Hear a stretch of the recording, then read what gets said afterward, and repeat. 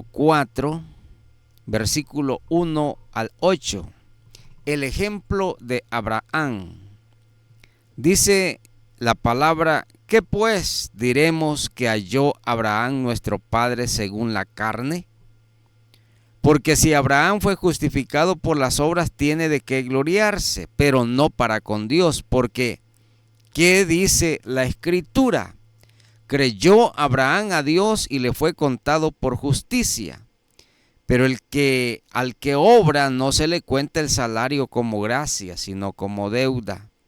Mas al que no obra, sino que cree en aquel que justifica al impío, su fe le es contada por justicia. Como también David habla de la bienaventuranza del hombre a quien Dios atribuye justicia sin obra, diciendo: bienaventurados aquellos cuyas iniquidades son perdonadas y cuyos pecados son cubiertos. Versículo 8: bienaventurado el varón a quien el Señor no inculpa de pecado. Si usted nos sintoniza por primera vez quizás, o algún par de ocasiones, quiero decirle que la exposición de este día es una segunda parte continuada o una continuidad del último programa que expusimos acerca de este pasaje, justamente del capítulo 4 del libro de Romanos, versículos 1 al versículo 8. Y estamos hablando justamente acerca del ejemplo inspirador de Abraham. Haciendo un poquito de recapitulación en pocos minutos para poner en contexto acerca de cuál es la hilvanación del mensaje en esta oportunidad. Sabe perfectamente que la Biblia identifica a Abraham como el padre de la fe. Y en una tercera parte de este pasaje del capítulo 4 de Romanos, que va a ser en el próximo programa, vamos a estudiar la descripción taxativa bíblica acerca de cuál es o cuál fue la obra de Abraham en el sentido de su fe inspiradora que lo convierte, tal como lo identifica la Biblia, como el padre de la fe. Abraham, un hombre lleno de fe, y que en este pasaje, como lo vimos en el programa anterior, dice que su fe le fue contada por justicia. Que Abraham tenía de qué gloriarse acerca de muchas cosas, acerca de muchas obras que él hizo o hacía. Pero aclara la Biblia en estos pasajes donde dice que esas obras que Abraham hacía no le fueron contadas para con Dios, en el sentido de que no le servían para justificarse. Porque justamente, y aquí vamos a adentrarnos ya al mensaje en esta oportunidad, y es que justamente de lo que estamos hablando es acerca de un aspecto doctrinalmente fundamental en la vida cristiana, como es la fe en primer lugar.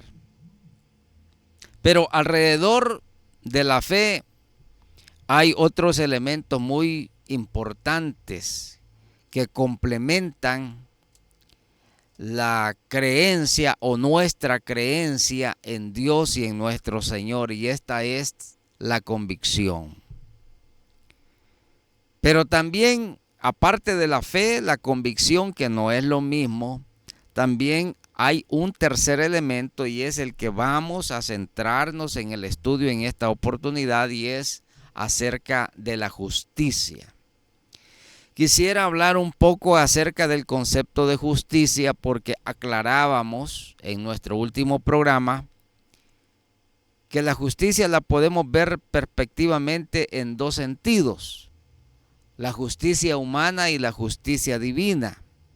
Y hablando acerca de la justicia divina, deviene el concepto de la doctrina bíblica de la justificación, que es otro elemento profundamente interesante, que vale la pena que usted y yo por lo menos acariciemos o esbocemos ligeramente, si usted lo quiere así, considerar lo importante que es entender el concepto de justicia divina o el concepto de justificación. Decía entonces que el concepto de justicia es muy amplio. Es tan amplio que cuando no sabemos delimitar cuáles son los linderos de la justicia humana y de la justicia divina o la justicia de Dios, de momentos llegamos a hacer una mezcla, una amalgama de conceptos que al final de cuentas no entendemos a qué se refiere o a qué se está refiriendo la Biblia cuando habla acerca de la justicia. Por lo que es importante aclarar algunos conceptos muy importantes para nuestro conocimiento. Y voy a comenzar justamente, aunque en el programa anterior hice ligeramente un adelanto acerca de lo que ahora detenidamente quiero compartir con usted. Decía en primer lugar la justicia. ¿Qué es justicia? Y tengo que agregar algo más porque fíjese, como lectores de la Biblia, y estoy seguro que usted lee la Biblia, lee la palabra, pero es importante delimitar conceptos y si es posible que usted eche mano de un diccionario bíblico y eche mano de un diccionario secular, porque los conceptos, aunque se refieran a una misma palabra escrita idénticamente de la manera como usted la lee, en el ámbito secular significa una cosa y en el ámbito espiritual o bíblico significa otra cosa. Y este es el problema, que cuando nosotros leemos la Biblia, en el contenido bíblico vamos a encontrar elementos gramaticales, conceptos humanos que se refieren al diario vivir del ser humano. Y usted también se va a encontrar en elementos o aspectos, conceptos gramaticales que se refieren a aspectos estrictamente espirituales. Y digo esto porque es necesario entender cuando leemos la Biblia a qué sentido se está refiriendo cada uno de estos elementos o conceptos gramaticales. Porque cuando no lo hacemos de esa manera, confundimos muchas cosas, hermano. Y esta confusión, esto lo voy a decir entre paréntesis, y esta confusión es la que nos lleva muchas veces a tergiversar el Evangelio de Cristo, a tergiversar la palabra, a tergiversar el contenido bíblico. Y es por eso de que en este tiempo pulula la apostasía bíblica, pulula la apostasía espiritual, abunda la apostasía religiosa.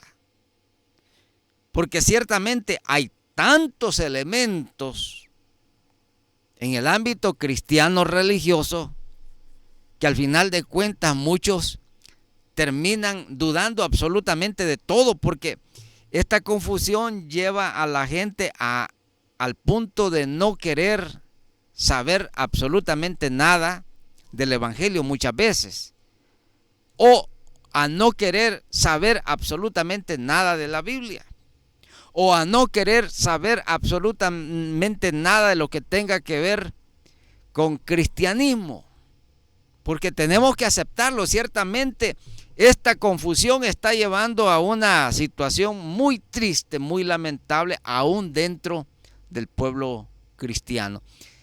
Y mis hermanos, cierro paréntesis, pero quiero decirles esto. Por eso es que la Biblia nos insta, nos exhorta a ser sanos en la fe. ¿Sabe usted qué significa ser sanos en la fe? Es justamente a entender las cosas tal como Dios las quiere que nosotros las entendamos. Y eso significa también que hay mucho pueblo cristiano, hay mucho pueblo religioso que tiene una fe, pero no es sana su fe.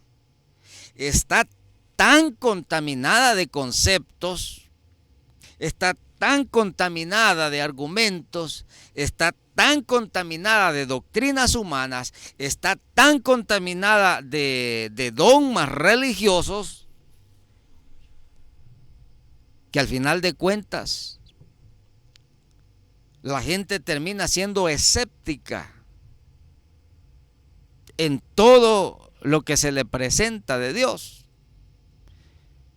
Y tenemos que aceptarlo, hermanos. Esta confusión muchas veces es parte de nuestra propia culpa. No lo estoy acusando, por supuesto.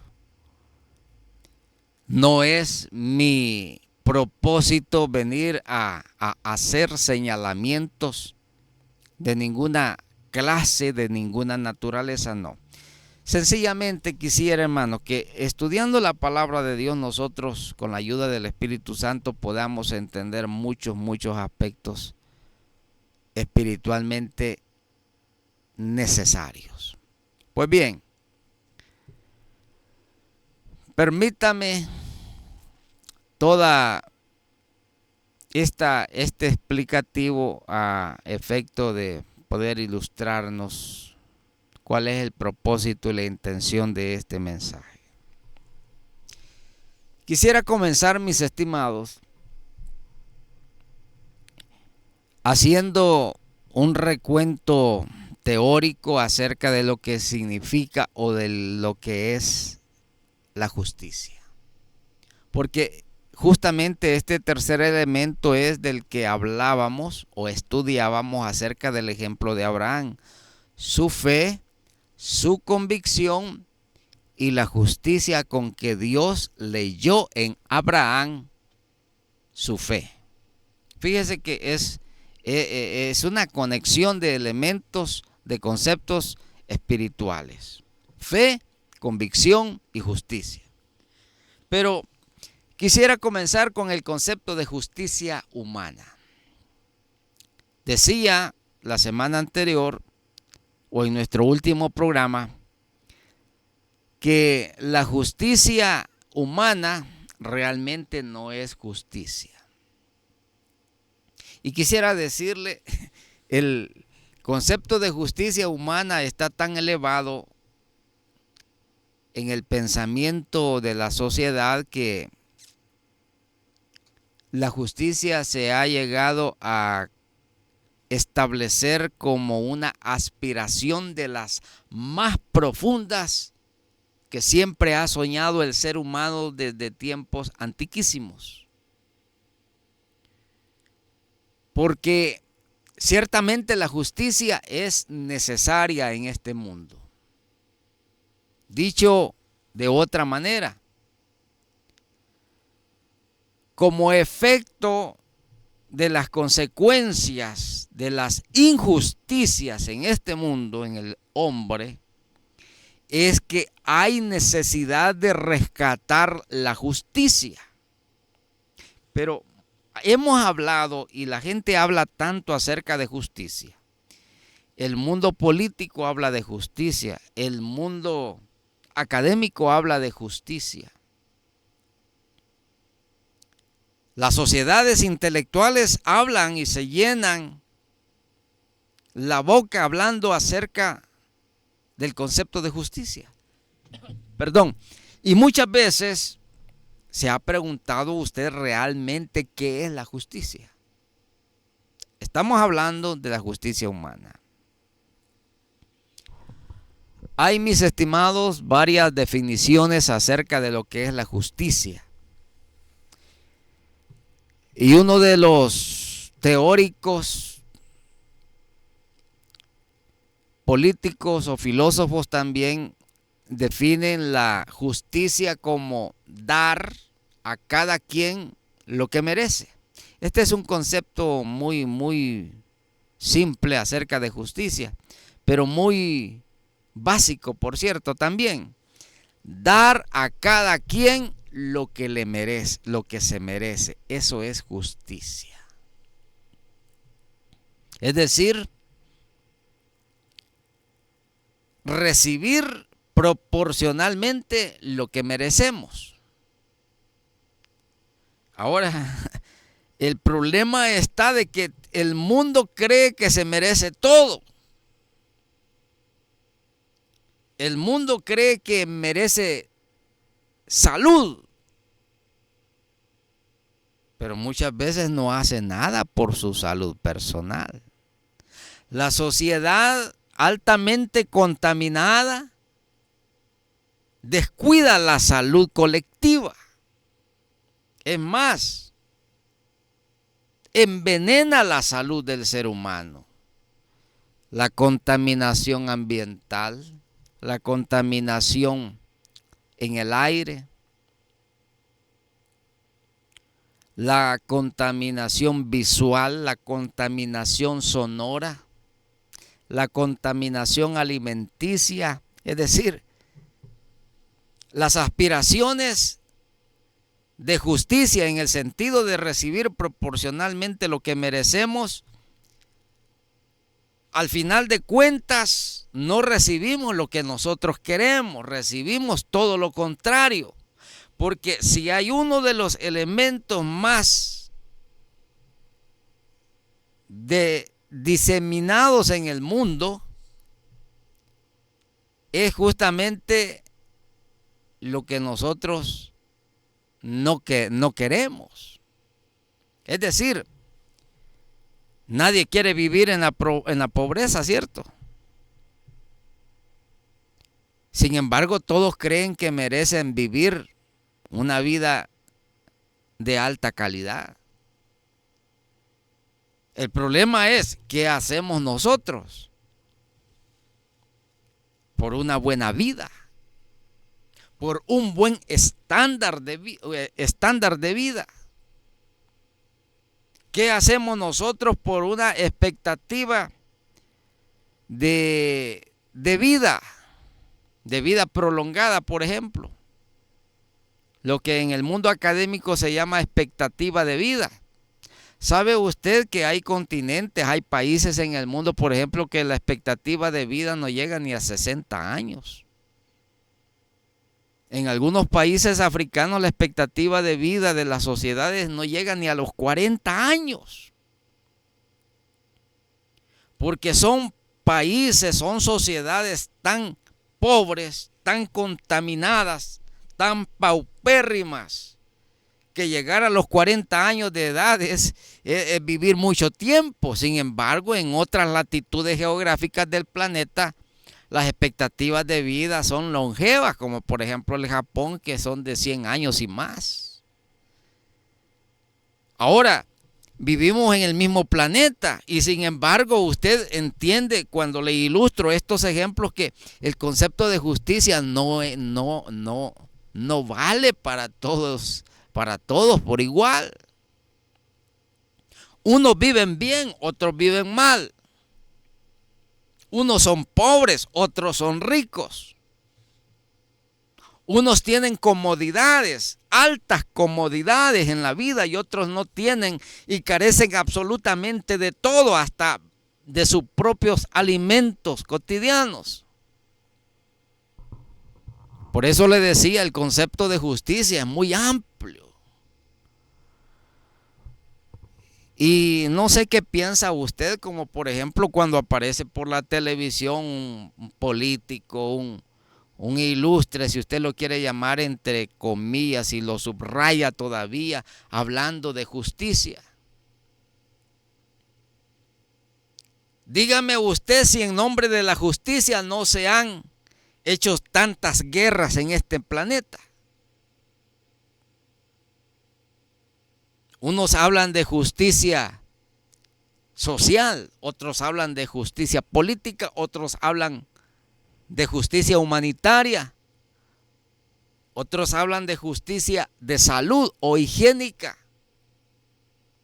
Es decir, cada quien se inventa las banderas que quiere enarbolar en nombre de la justicia, que al final de cuentas muchos de ellos terminan en injusticia. Mire qué gran contradicción.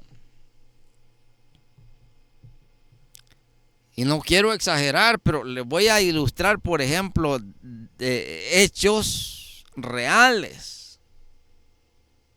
Decir, por ejemplo, se han levantado tantos movimientos sediciosos, revolucionarios en el mundo en busca de la justicia, pero que han provocado en el camino muchas injusticias, asesinatos, destrucciones, genocidios, amenazas, guerras, confrontaciones, despojos, desalojos, desplazamientos, inmigración, sufrimiento, hambre, muerte, sed, etcétera, etcétera, etcétera.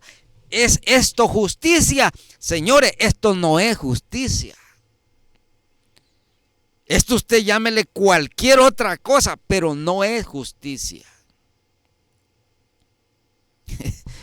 Por eso es que cuando usted escuche hablar a un político acerca de justicia, permítame reírme en primer lugar, pero vaya y explíquese primero qué es justicia para usted.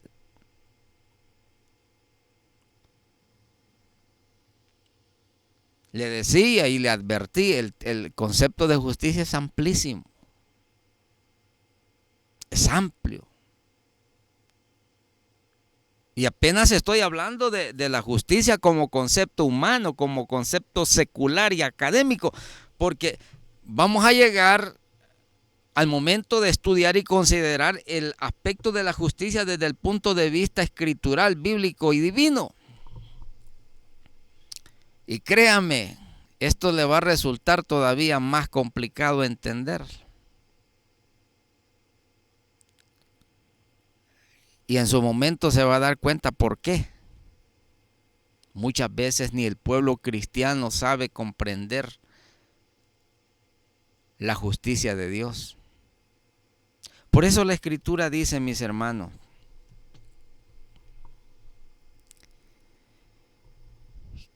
en Romanos nos dice, la injusticia del hombre no obra la justicia de Dios.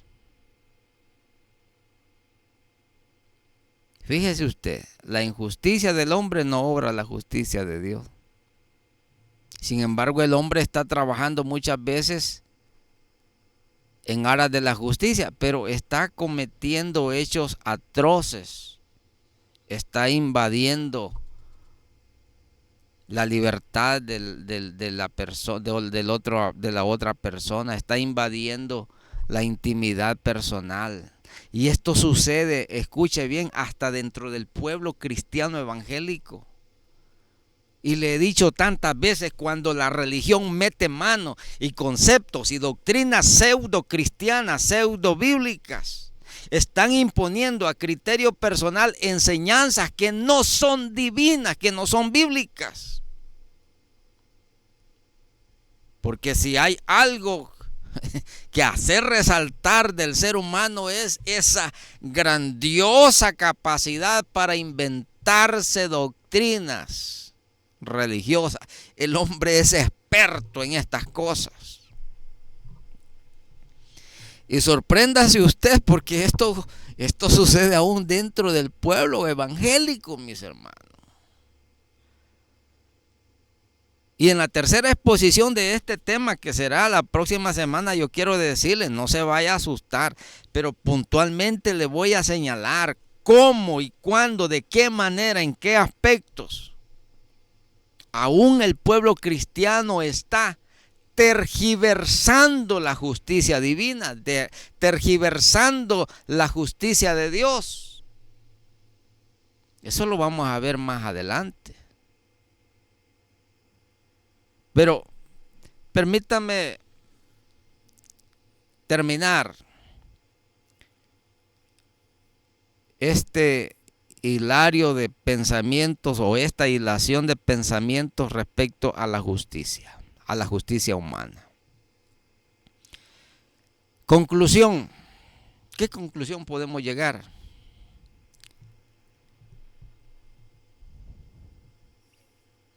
Que la justicia del hombre en este mundo es un fiasco. Y si usted me permite utilizar una palabra coloquial, gramaticalmente denominada así vulgar, no en el sentido peyorativo que comúnmente creemos cuando se refiere a un insulto, no. Porque la gramática nos enseña, por ejemplo, el lenguaje vulgar. Y el lenguaje vulgar es utilizar palabras, vamos a decir, del vulgo. Y eso es lo que quiero que usted me permita. Diciendo lo siguiente: la justicia del hombre en este mundo, y lo digo de esta manera con todo respeto, es un chiste, mis hermanos. Es un chiste. Es un chiste realmente. Un chiste ni para hacernos reír tan siquiera, un chiste para hacernos sentir incómodos. Realmente incómodos. Porque si hay algo que tiene este mundo sumido en esta crisis en que vive, crisis en todos los aspectos, es justamente la injusticia que hay en este mundo, mis hermanos. Decía, por ejemplo, en otros datos estadísticos que he mencionado en otras oportunidades, mientras apenas el 7% de la población mundial concentra el 95% de la riqueza mundial, ese 95% de la población mundial apenas subsiste con lo necesario y básico para subsistir el pan de cada día. Dígame usted si eso no es injusticia, mis hermanos. Dígame, explíquenme. Señores políticos, señores académicos, explíquenme. Mientras usted gana un salario de $5,000, de 3,000, de 7, de 8, de 10, y hay quien incluso llegó a cotejar, por ejemplo, que hay funcionarios públicos que ganan hasta $40,000 al mes, cuando apenas el salario mínimo que usted gana muchas veces no llega ni tan siquiera a 450, menos de $500.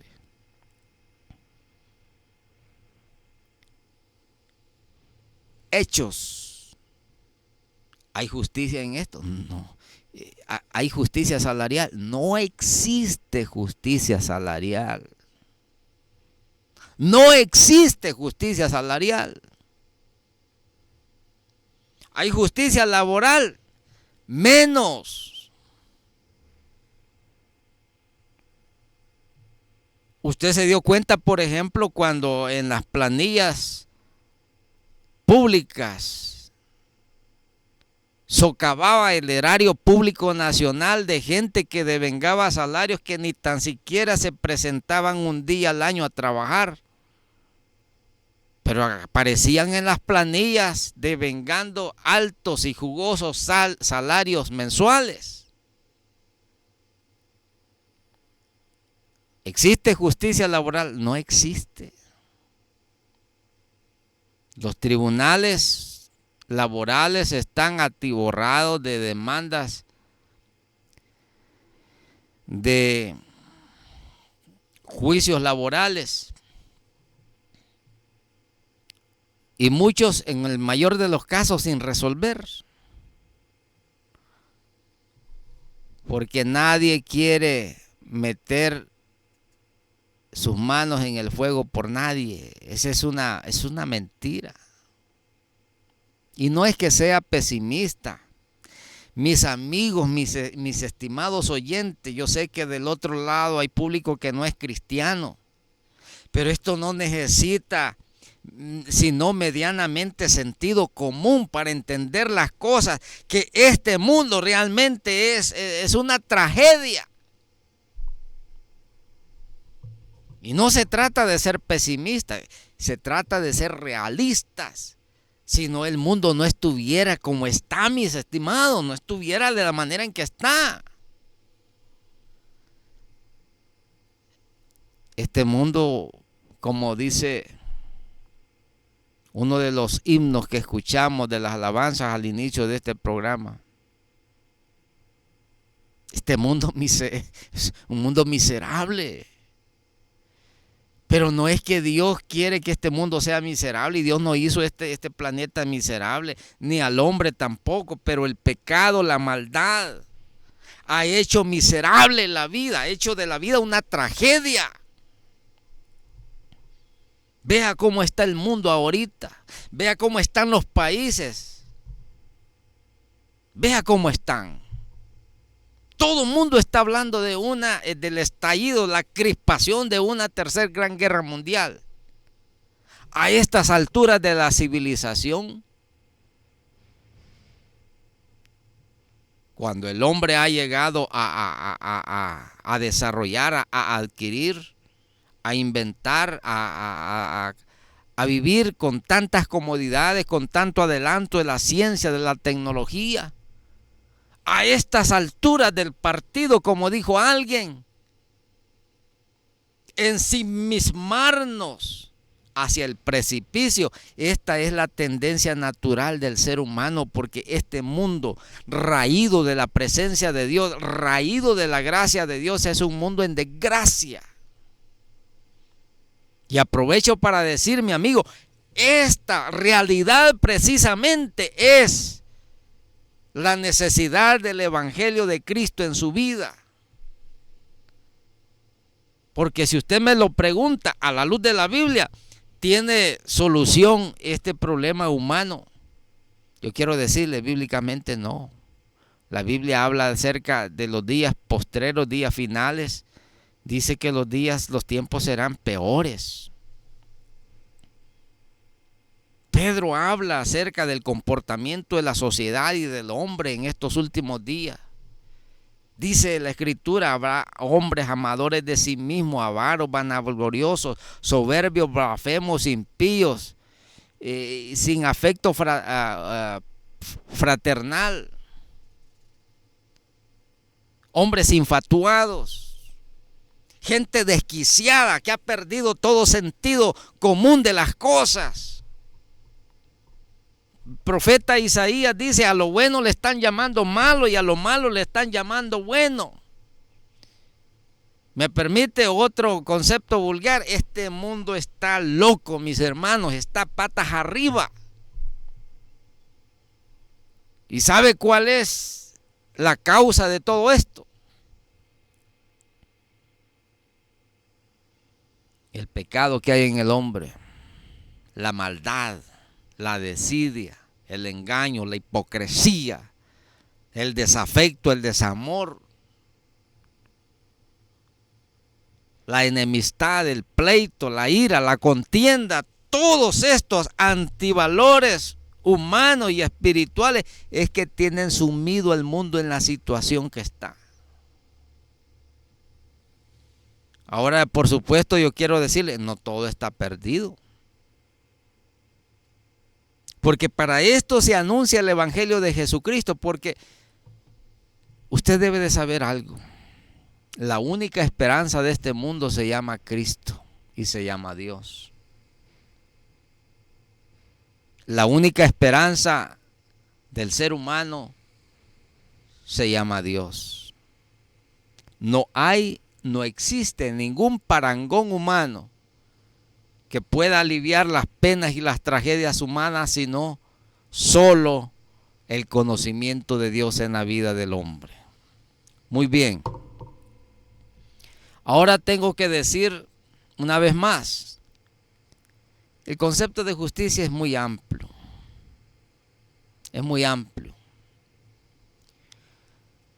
La Biblia habla, por ejemplo, que el hombre tergiversó el camino, el derecho, la justicia.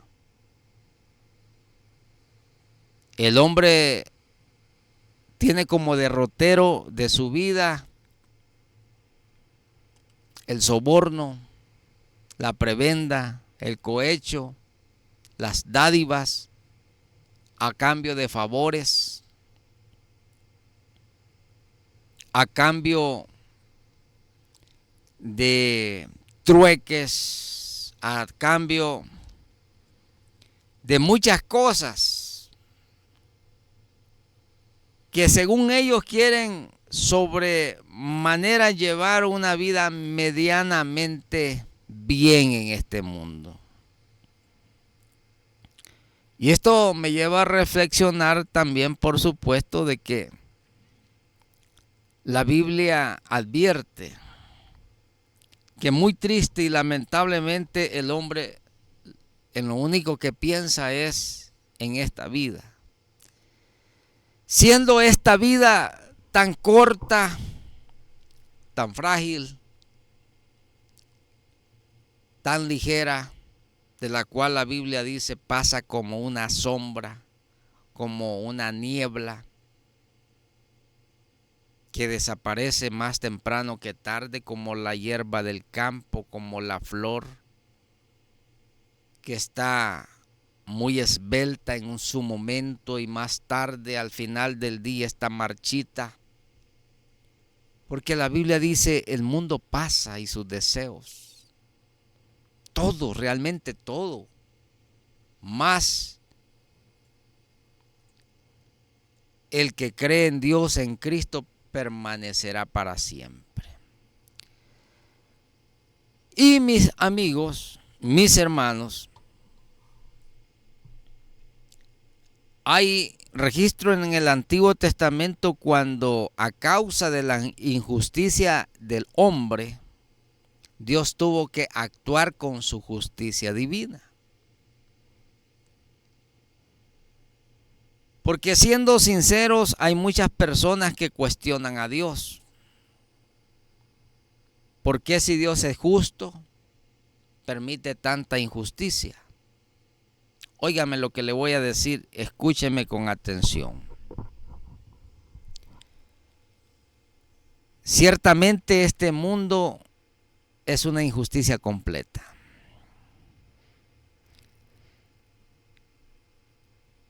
Pero dice la Biblia, llegará el día cuando Dios, dice la Escritura, traerá a cuentas todas las obras de los hombres, todas, absolutamente todas, sean buenas o sean malas. Los seres humanos tendremos que dar cuenta delante de Dios un día. Tanto así que ella advierte, y de la manera que está establecido que los hombres mueran una vez, y después de esto, el juicio. Hay un juicio de justicia, y no de la justicia que usted está acostumbrado a ver en esta tierra y de la cual hemos descrito tantos aspectos negativos en esta oportunidad. No, llega el día en que el hombre tendrá que confrontar la justicia divina, y esa justicia sí es una justicia justa y verdadera, porque el juez justo juzgará todas las obras de los hombres, dice la Escritura, sean buenas o sean malas. De manera que no hay escapatoria. Si en esta vida usted está acostumbrado a sobrellevar las injusticias humanas, los pesares humanos, las tragedias humanas, y realmente el hombre ha llegado a entender que ya no debe de sorprenderse, quizás ya de nada de lo que pueda aparecer en el diario vivir, porque el mundo a través de los tiempos, de los siglos, ha venido trayendo este mismo comportamiento hasta el día de hoy. Hasta el día de hoy, el hombre sigue actuando de la misma forma y de la misma manera. Pero llega el día que todo esto se terminará. Cuando a Daniel se le dice que están profetizadas las 70 semanas sobre el planeta y sobre el pueblo de Israel especialmente, dice, para que se termine, dice, entre otras cosas, se terminen todas las injusticias humanas. hasta ese día llegarán las injusticias humanas. ¿Cuándo? El día en que Cristo y Dios establezca el reino del milenio en esta tierra. El hombre, la humanidad, entenderá y experimentará realmente lo que es vivir un mundo terrenal donde verdaderamente se establece la justicia de Dios en la tierra. De manera que advierto en esta oportunidad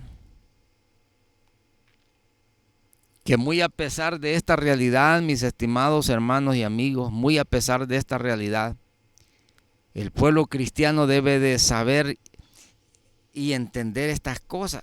Y realmente al pueblo cristiano no debiera sorprendernos nada, mis amigos y hermanos, no. Sencillamente entendemos las cosas tal cual son, porque ya la Biblia de una manera tan sorprendente nos advierte y nos describe cómo son las cosas. ¿Usted quiere entender al ser humano?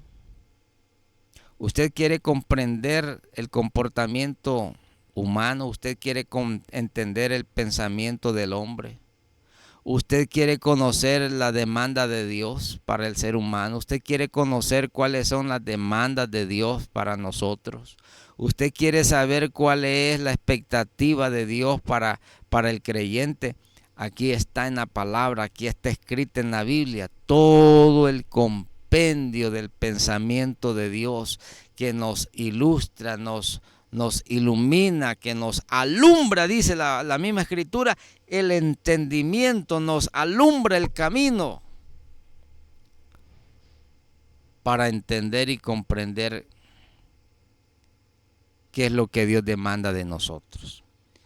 Me voy a quedar hasta aquí, el tiempo realmente me avanzó totalmente y estoy comprometido con ustedes. Espero contar con su sintonía en la próxima de nuestra emisión para abordar quizás la tercera y última exposición acerca de este tema. Por el momento me suscribo de usted muy atentamente. Hasta la próxima. Que Dios le bendiga.